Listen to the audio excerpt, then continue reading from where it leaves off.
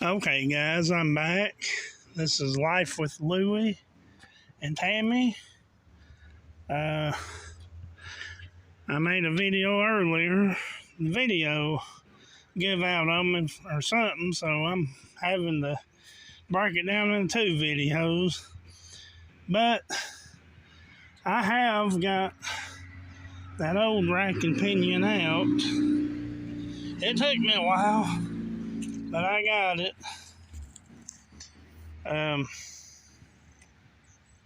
You can see them boots right there all jacked up and tore up, and that's what was making that popping sound, and that boot's tore up.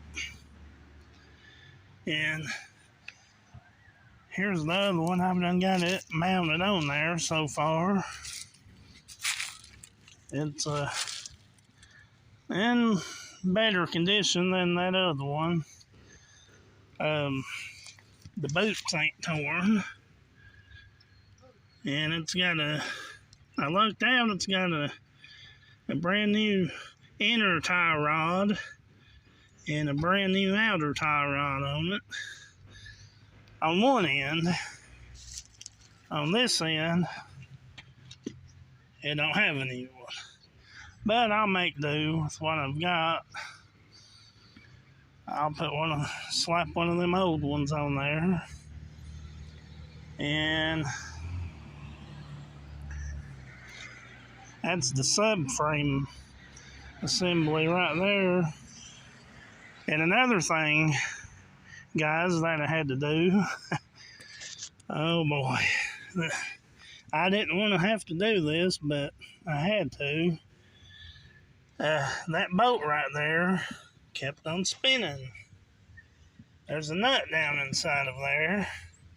And that hole, I had to cut out a hole so I could put a wrench on the end of it so I could tighten it all the way up, because it was loose. And I'd say that was part of the drivability problem too. That's your A-frame right there. But I had to do what I had to do to tighten it up, because I didn't want to have to go get a new one and put on there. We're back down to pull apart and get one, but that's where I got that rack and pinion was from pull apart. And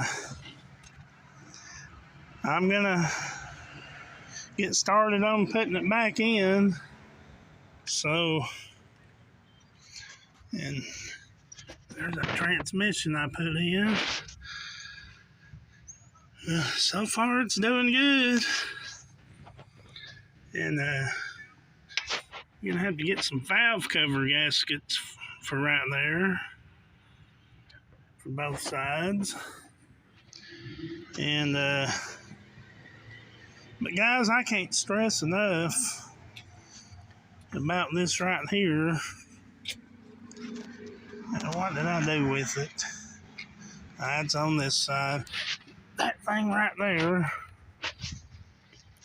Guys, I can't stress enough. Need to get you one of them. I'm still looking for a battery powered one. And so far, I mean, probably when I get my taxes, I'll get me one. And but other than that, guys, I'm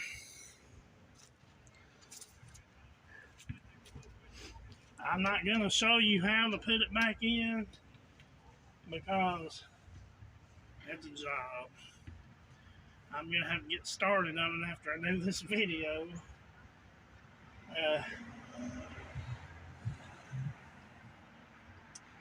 Guys, another thing I wanted to add was I looked on YouTube about this video. I mean,